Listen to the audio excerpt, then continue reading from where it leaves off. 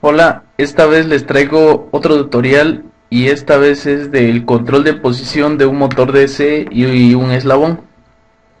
Y bueno, para esto ocuparemos una teoría de control clásico que es un control por PID.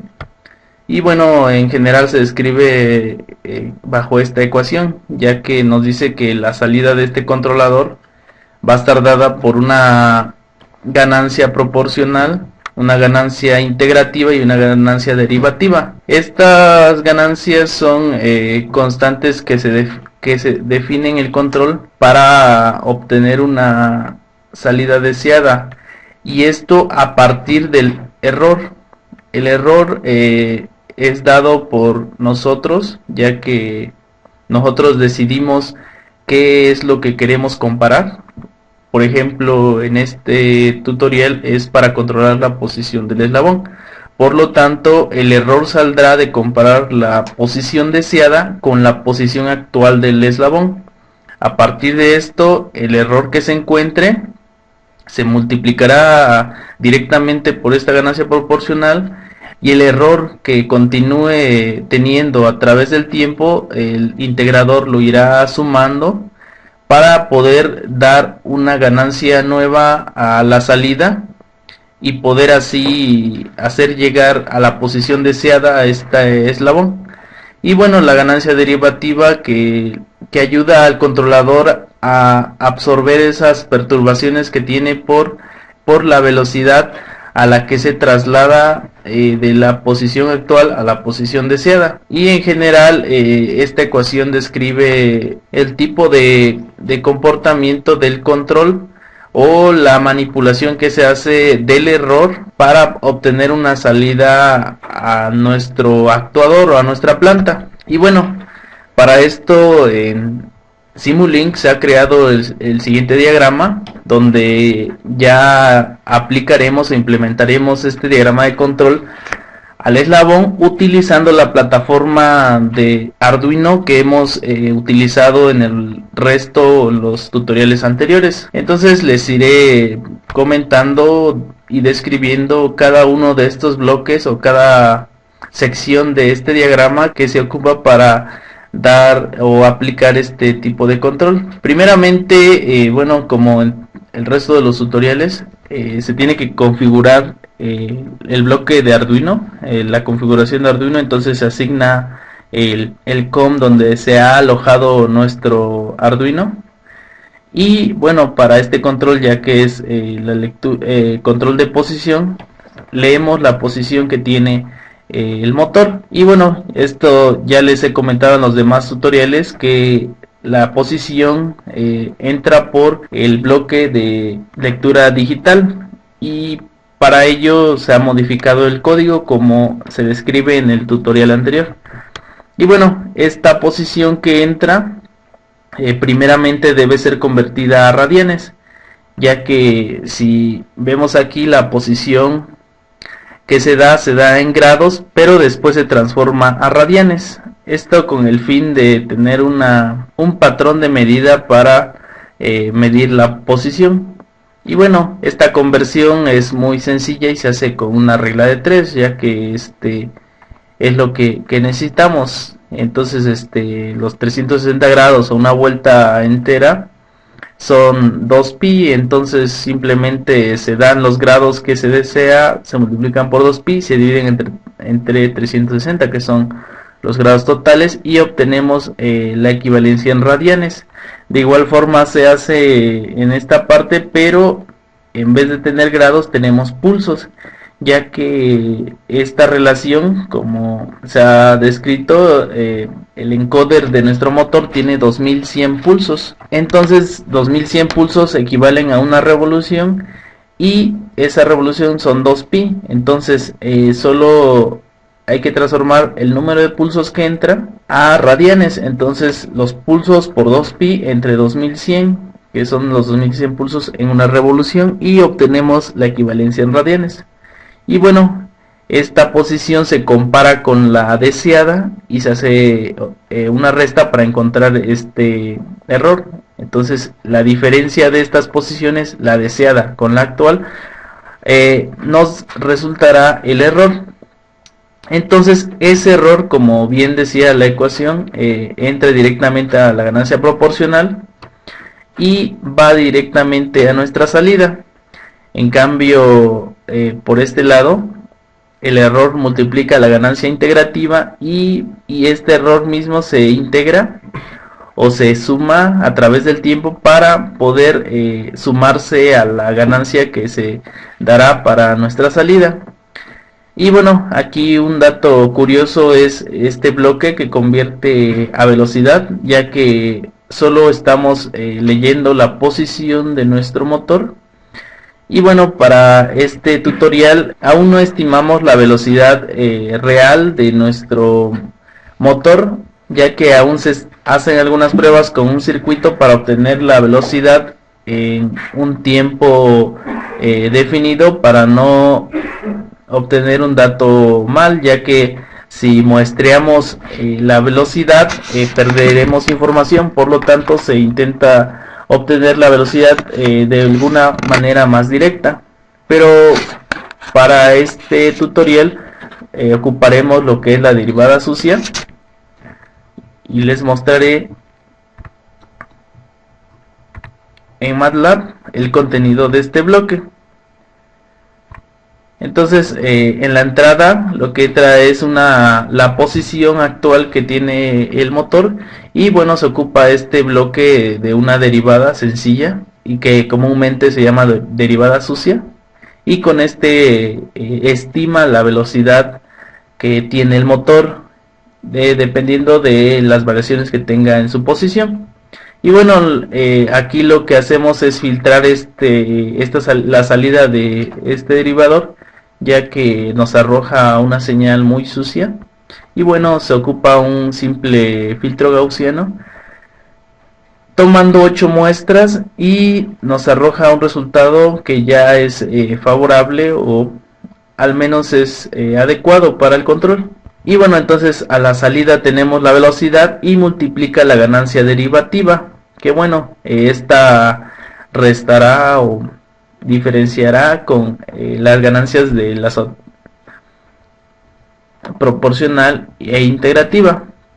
Entonces esta suma de ganancias es la que se manda ahora al motor para darle más energía. En este caso lo que se manda es voltaje, ya que el bloque de ese motor, si podemos ver, lo que hacemos es mandar un dato de 0 a 255. Por lo tanto tenemos en esta diapositiva que bueno, si elegimos mandar el máximo número es 255, lo que brindará la tarjeta al motor serán 9.9 volts. Esto cuando la tarjeta está alimentada a 12 volts, ya que tiene 3 transistores en serie, los 2 del puente H y el que regula la velocidad, y por lo tanto disminuye 2.1 volt de los 12 con los que está alimentado, ya que cada transistor necesita 0.7 o es el voltaje que absorbe al estar conectado en serie. Esto igualmente lo podemos observar en el diagrama de Eagle.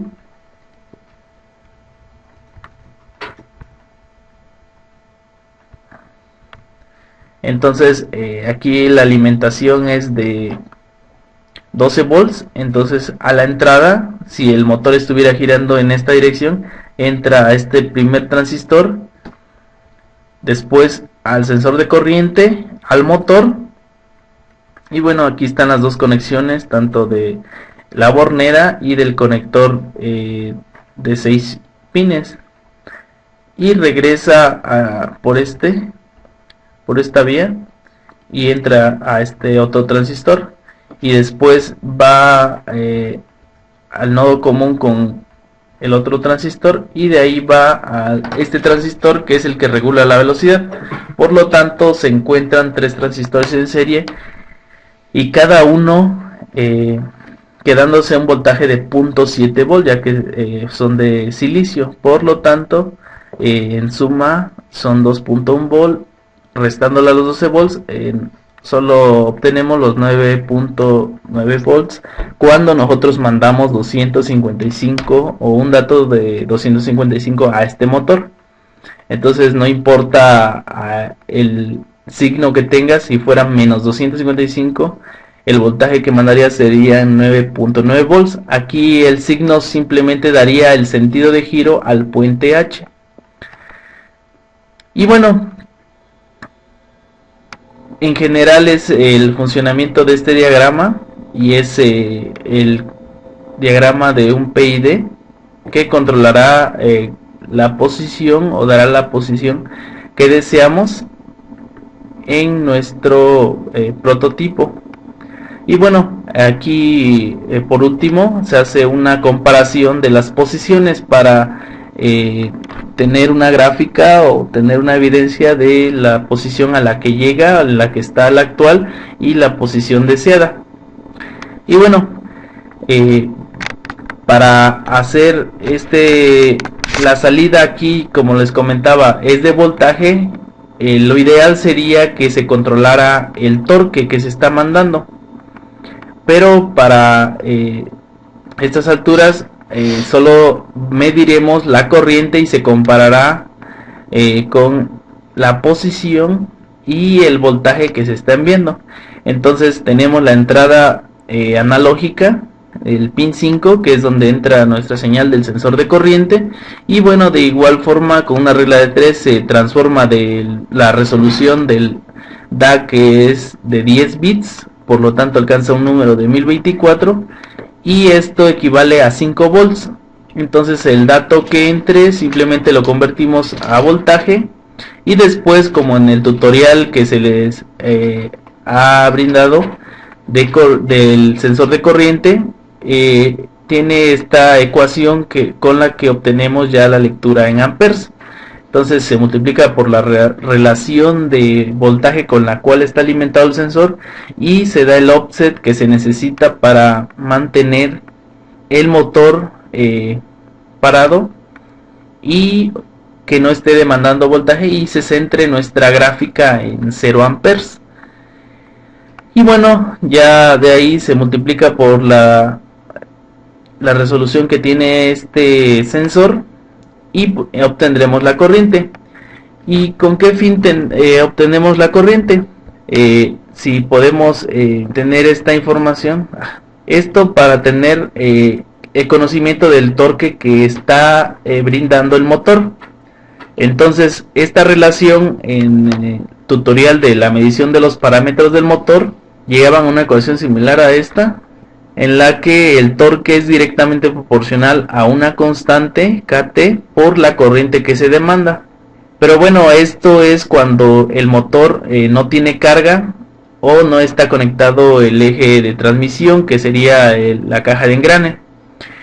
Entonces este torque ya a la salida del tren de engrane estaría multiplicado por la relación de engranaje, que es 131.25 a 1, en este caso para este motor.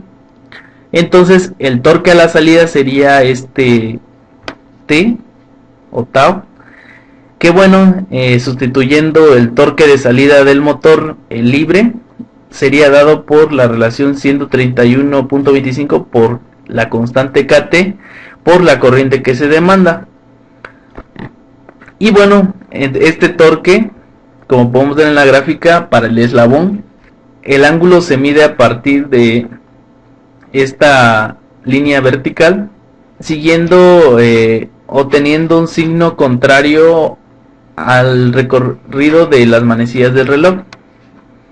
Entonces aquí se localiza el centro de masa, ya que el eslabón tiene o está concentrada su masa en un cierto punto.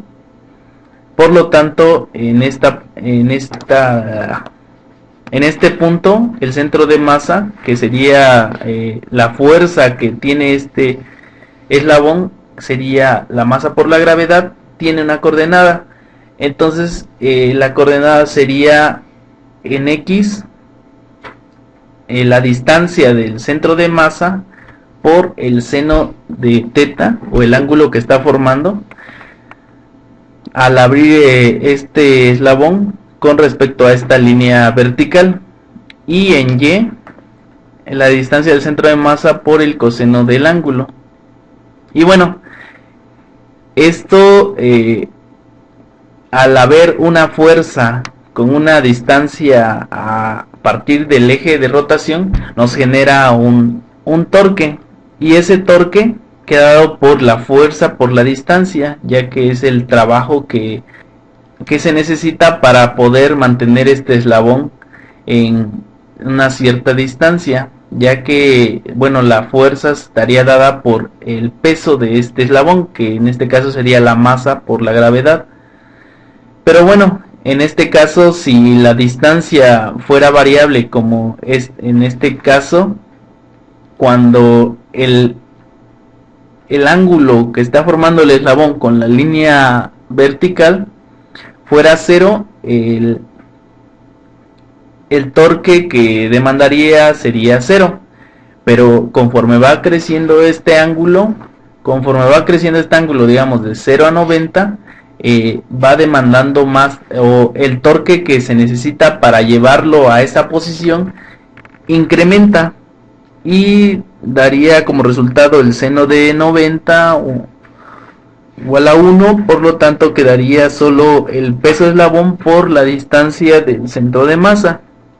Entonces de esta forma se interpreta el torque que necesitaría este eslabón que le brinde el motor para que llegue a esta posición.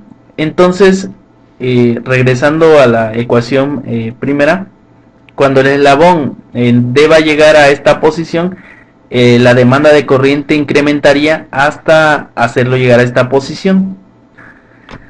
Pero bueno, aquí el detalle era encontrar el centro de masa. Para nuestros fines, el eslabón no es completamente uniforme, por lo tanto tuvimos que dibujarlo en un software de CAD, en este caso SolidWorks, y el cual ya nos muestra la posición del centro de masa. Entonces aquí nos dice centro de masa en milímetros, pero la coordenada que nos interesa es en Z. X y Y difieren, ya que se ha ubicado el origen en un punto no adecuado, pero bueno, el dato que nos interesa es Z, por lo tanto no importa tanto las demás coordenadas. Y bueno, entonces el torque que se necesita para mover o llevar a alguna posición este eslabón quedaría dado por la masa. Esta masa se obtuvo al pesar o masar este eslabón en una báscula.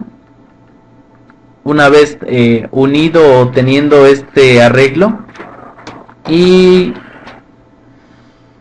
se obtuvo que tiene una masa de 0.45 kilogramos aproximadamente, y bueno, se multiplica por la gravedad y por la distancia del centro de masa, que sería estos 0.15 metros, y dependiendo del ángulo que forme sería el torque que se necesita para llevar este eslabón a un punto. Si gustan buscar algo más de información acerca del PID, ya que la explicación que he dado es un poco general o muy pobre en teoría, ya que bueno, este tipo de control es clásico, es común que lo vean en la materia de control, y encontrarán alguna forma de sintonizarlo, ya que las ganancias que yo les he comentado, les he explicado de la forma en cómo trabajan, tienen algún tipo de significado que bueno, en la materia de control se ve más de una forma más formal. Entonces pasaremos ahora a mostrar el desarrollo de este tipo de control de manera física, ya implementando este diagrama de control en Simulink y utilizando la plataforma que se ha desarrollado en Arduino. Y bueno, entonces aquí, como pueden ver en el video pequeño, ya tengo el eslabón puesto, y lo que haremos será intentar llevar este eslabón a una posición de 90 grados con respecto a la vertical, como se había mostrado en el dibujo.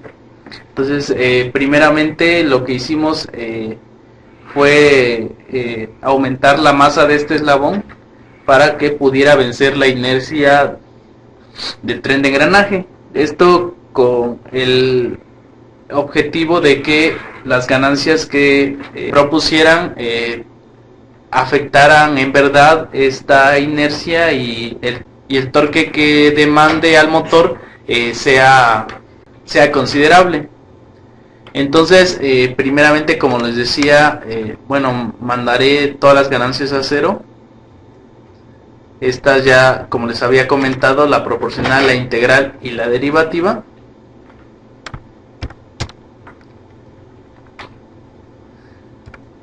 Y bueno, en este caso la posición deseada son 90 grados y la posición actual es la que entraría por este bloque y se compararía. En este caso, si todas las ganancias son 0, la salida sería 0, entonces no haría absolutamente algo el bloque del motor. Y bueno, entonces acomodaré la pantalla para poder observar la corriente que está demandando el motor. En este caso es esta gráfica, es corriente sin filtro, como ya les había comentado, pero en el tutorial de corriente que no era tan necesario ocupar el filtro, ya que es muy notorio el comportamiento, la demanda de corriente en este motor. Y de igual forma la comparación de posiciones. Entonces aquí saldrá en un color la posición deseada y en otro color la posición actual. Entonces, si ejecutamos este diagrama, ya para esto hemos conectado la tarjeta, hemos conectado el conector rápido de Pololu a la tarjeta y de igual forma el sensor de corriente.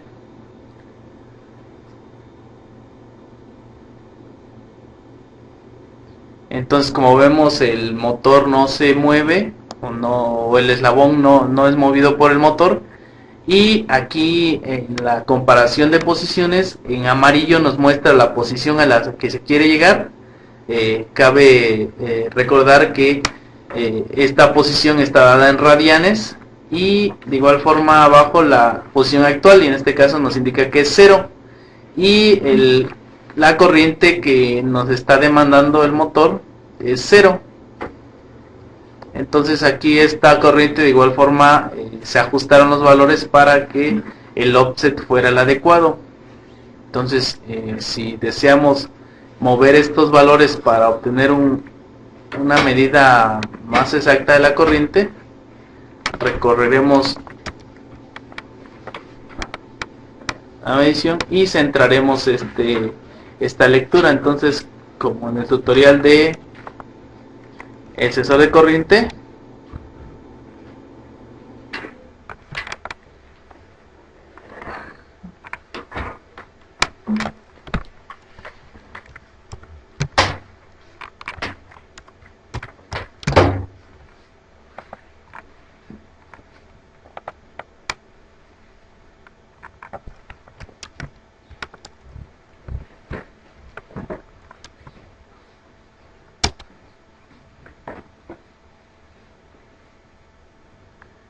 entonces aproximadamente ya tiene está centrado en 0 cuando nosotros estamos demandando una corriente de 0. Entonces detendré la simulación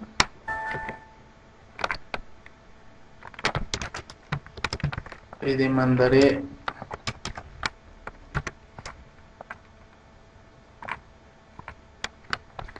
la posición, y entonces ahora sí empezaremos a mover las ganancias. Si aumento la ganancia proporcional, lo que haría es intentar llegar a la posición deseada lo más rápido posible. Entonces aquí hay que tener en cuenta que el dato máximo que se le envía a este bloque de ese motor es 255. Entonces la suma de las tres ganancias que multiplican al error y en este caso a la variación de velocidad no debe superar este valor, o bueno, en dado caso de que lo supere, lo único que pasaría es que el dato máximo que puede enviar, que es lo más lógico, es que envíe el dato máximo, que sería 255. Pero bueno, para tener una idea de lo que se está enviando o de la magnitud del voltaje que se está pidiendo, hay que tener en cuenta estos datos. Entonces, si la posición deseada fuera 360 grados, es decir, que dé una vuelta completa, y cuando esté en una posición actual de 0 grados, el dato máximo o la posición deseada serían 2pi, y 2pi multiplicado por algún número no debe superar los 255. Entonces, haciendo un cálculo rápido, 255 entre 2pi, la ganancia máxima para este proporcional sería 40, para demandar un voltaje máximo de 9.9 volts. Pero bueno, esto depende de la medición que se quiera o de la posición a la que se quiera llegar. En este caso, este control por sí mismo no resuelve la posición o las n posiciones a las que puede llevarse este eslabón, pero es una forma práctica y muy didáctica para conocer o ver el funcionamiento de este control de posición. Entonces, si nosotros le mandamos primeramente un dato 40 y ejecutamos la simulación,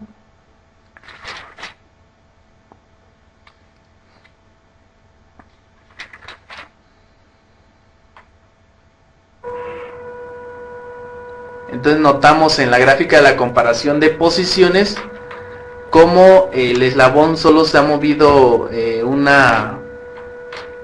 ángulo muy pequeño y no ha llegado a los 90 grados. En la gráfica de corriente vemos que está demandando aproximadamente 0.3, 0.4 amperes y se mantiene en esa posición, como podemos ver en el video. Entonces aquí este problema se soluciona aumentando, o continuamos aumentando la ganancia proporcional. Entonces, si aumentamos ahora a 60 y volvemos a ejecutar la simulación,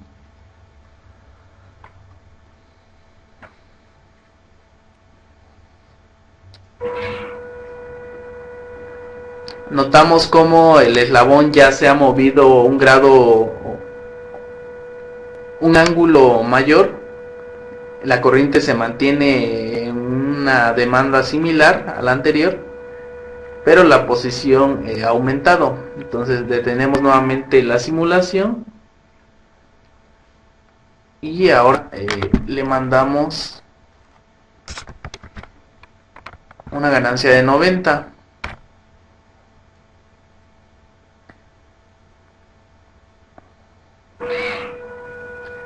Entonces nuevamente vemos cómo cada vez se va acercando más a la posición que deseamos, y la demanda de corriente se muestra en esta gráfica. Una vez alcanzando la posición máxima a la que llega con esa ganancia, se estabiliza. Entonces este es un método totalmente a prueba y error. Y bueno, si seguimos subiendo esta ganancia hasta que podamos acercarnos a la posición deseada. Entonces esta ganancia es la que nos ayuda a llegar en un menor tiempo a esta posición.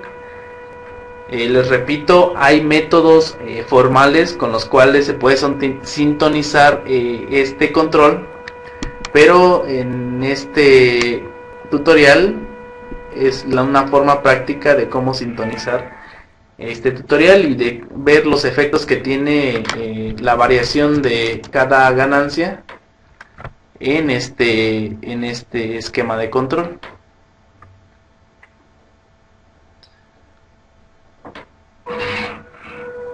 Entonces vemos que ahí tiene un pico muy alto y llega a una posición en la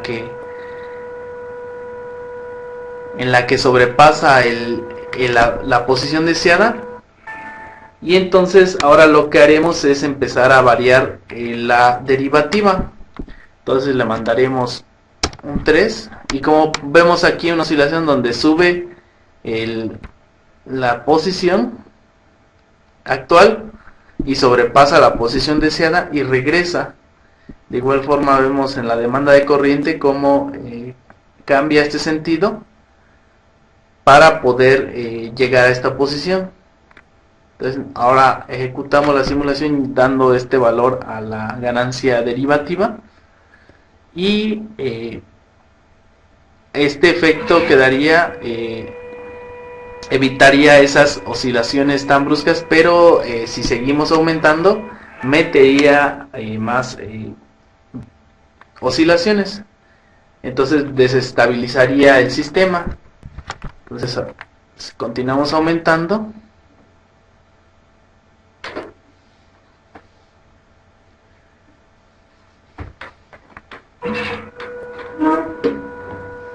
Entonces como vemos ya no está ese sobrepaso en la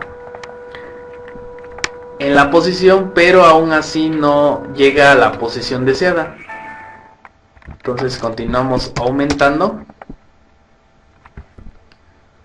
y volvemos a ejecutar.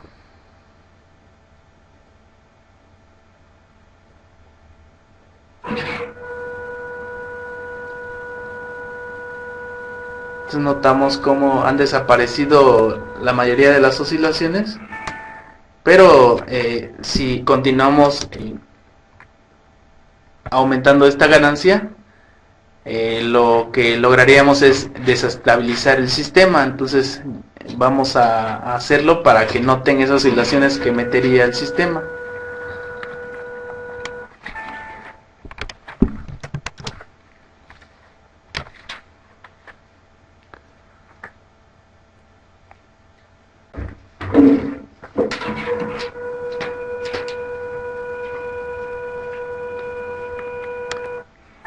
Entonces vemos que comienza a oscilar. En este caso, cuando yo sintonizaba este diagrama o el PID sin ocupar la cámara, las oscilaciones se iniciaban o a un valor muy bajo. Cuando iban 8 ya empezaban las oscilaciones. En este caso el problema le atribuyo a que se están compartiendo los buses de comunicación, ya que es por USB, y están multiplexando la información, por lo tanto la información está trabajando o llegando en un tiempo más prolongado. Entonces aumentaremos la ganancia hasta obtener estas oscilaciones que les he comentado. Pues como podemos ver, aquí ya hemos desestabilizado el sistema e intenta llegar a la posición deseada.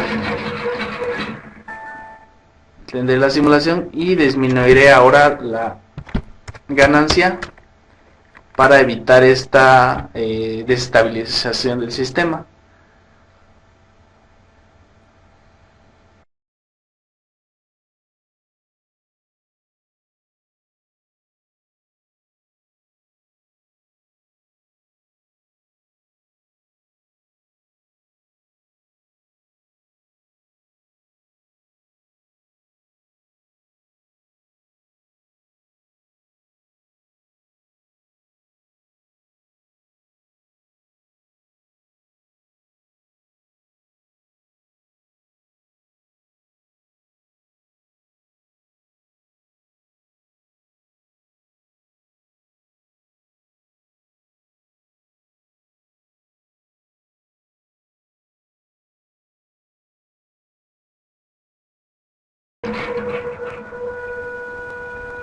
Y vemos cómo el comportamiento toma una parábola. Y bueno, ahora lo que haré por última vez, aumentar la ganancia derivativa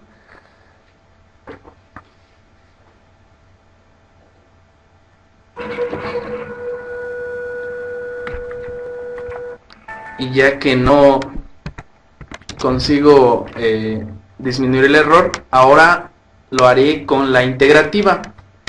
La integrativa les había comentado que lo que hace es sumar el error a través del tiempo para ir corrigiendo este error al irlo sumando, ya que bueno, en sí este error es muy pequeño y al tomar y el efecto de esta ganancia no se ve de manera inmediata. Entonces aquí notaremos cómo trabaja esta ganancia conforme pasa más tiempo. Entonces vemos cómo el conjunto de estas ganancias estabilizó el sistema. Entonces disminuiremos ahora la ganancia derivativa.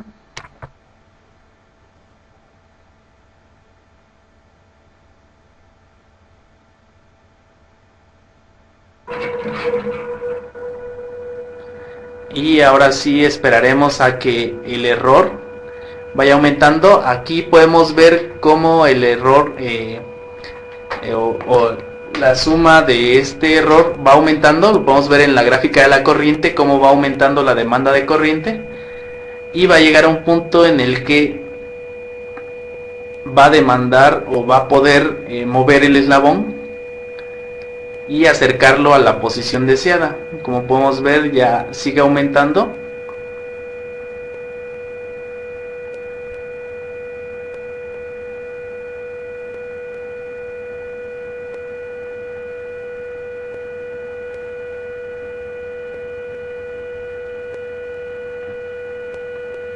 Entonces ya demanda una corriente de 1.5 amperes y debe mover el eslabón, y entonces ahí se corrobora que esta ganancia trabaja a través del tiempo, sumando el error, sumando hasta poder alcanzar una ganancia y poder vencer este eslabón y llevarlo a una posición más cercana. Como podemos ver, lo acerca, pero aún así no llega a la posición deseada. Entonces nuevamente comienza a sumar el error e incrementar esta ganancia, pero ya tardaría más. Entonces lo que haré será detenerla e incrementar un poco más esta ganancia, y disminuiré la derivativa, ya que provocaría oscilaciones si la dejo con la magnitud que tenía.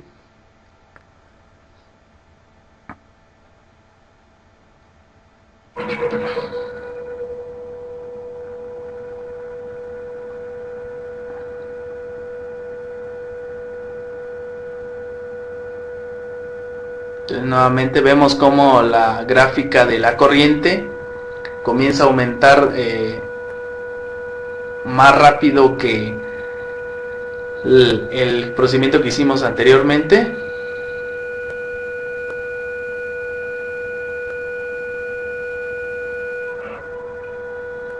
Y empieza a acercar este eslabón a la posición deseada.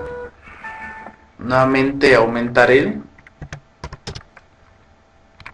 y disminuiré esta que nos provoca oscilaciones.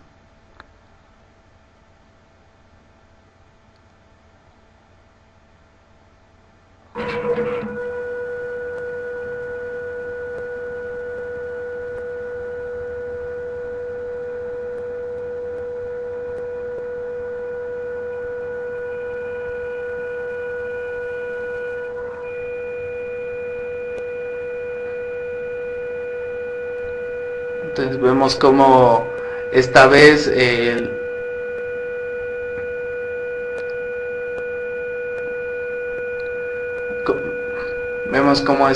ya ha logrado llevar el eslabón a una posición más cercana y cada vez más cercana. Y lo que haremos será seguir con este procedimiento hasta alcanzar la posición deseada y a como queremos. De igual forma, este efecto que tienen se ve directamente en las ecuaciones al sintonizar este tipo de control, PID. Pero les repito, esta forma es una forma didáctica para darse cuenta de cómo trabaja cada uno de los parámetros y por qué es necesario calcularlos de manera muy exacta o obtener los valores promedio para obtener la respuesta que deseamos.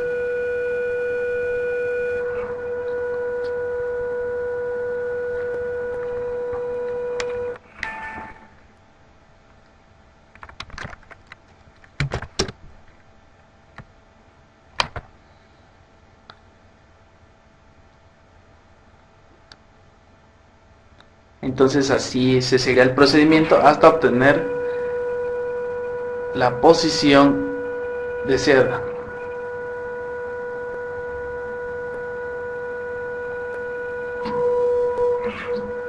Entonces aquí ya es trabajo de ustedes poder sintonizar su mecanismo, y una vez obteniendo el modelo dinámico se puede hacer esta sintonización ocupando los métodos formales que se describen en la referencia que les he dejado en la presentación anterior.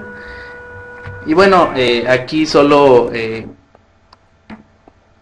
aprovecho para comentarles que ya que se demanda aproximadamente 1 ampere o a veces picos de 2 amperes, los transistores que se ocupan en el puente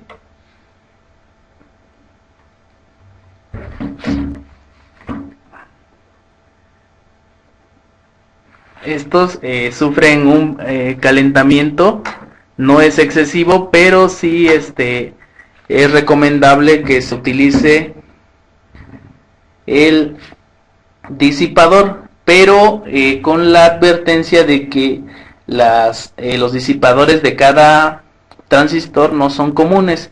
Entonces es necesario utilizar las bandas disipadoras o las telas disipadoras que se ponen en los transistores para que no hagan contacto o no hagan corte entre ellos mismos. Entonces, otra solución sería encontrar alguna matrícula de algún transistor que tenga el disipador de calor aislado de las conexiones al transistor, en este caso de la base, el colector y el emisor.